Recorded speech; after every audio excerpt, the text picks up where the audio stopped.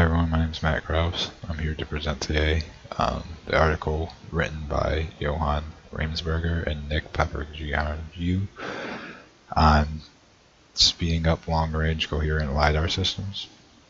A little bit about myself. I'm about to graduate with my degree in electrical engineering at Wayne State University. Currently, I'm employed at Dematic GmbH as a controls engineer, but in my previous job I've done extensive work utilizing LiDAR detection systems on automated ground vehicles, or AGVs, and these vehicles were mainly used within a industrial setting, not commercially, so it wouldn't be seen out on the road, but more so in a plant on shipping and receiving. Today I'll be explaining the new technologies researched specifically by the authors. I'll explain what LiDAR sensors are, the current state of LiDAR detection technology, and then go into further detail and development today, and finish by wrapping it up with a conclusion. So LiDAR. LiDAR, also known as light detection and radar, are sensors that utilize an array of lasers and detectors that rotate very fast and can determine the distance of objects around the sensor, along with the speed that the sensor may be moving. Such as when the sensor would be on a vehicle, it could tell the velocity of the vehicle based upon how fast the environment is changing around them. Distance an object is away depends on the time that the laser takes to reflect off the surface to a receiver. So this equation could basically be seen at the bottom of the slide. The distance is basically the time it takes for that laser to be transmitted and received, multiplied by the speed of light and divided by 2, since the distance traveled is basically twice the amount that it takes for laser to go to the object and back. Or actually, twice the amount that the laser is away, right?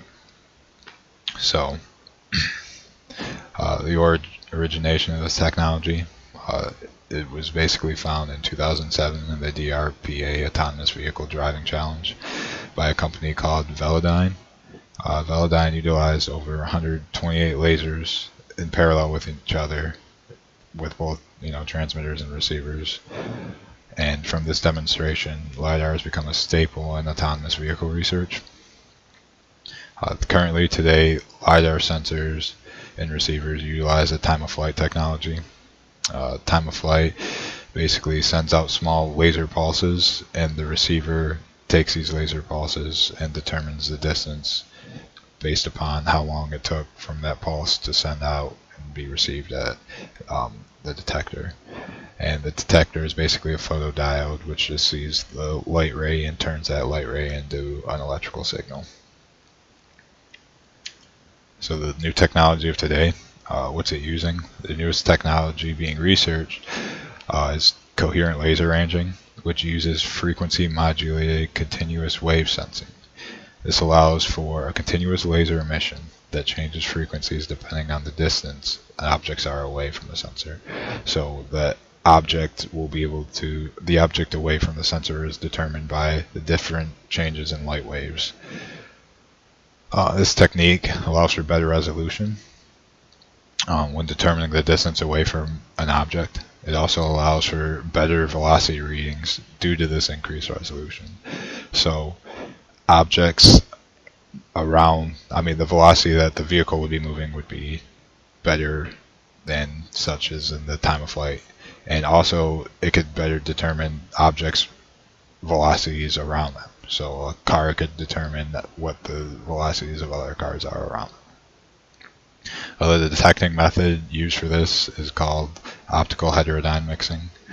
This concept began with radio transmissions, but it could actually be done with light sources as well. This happens by utilizing a local oscillating light signal within the receiver, and this light signal is mixed with the laser that's being transmitted and then received through a lens.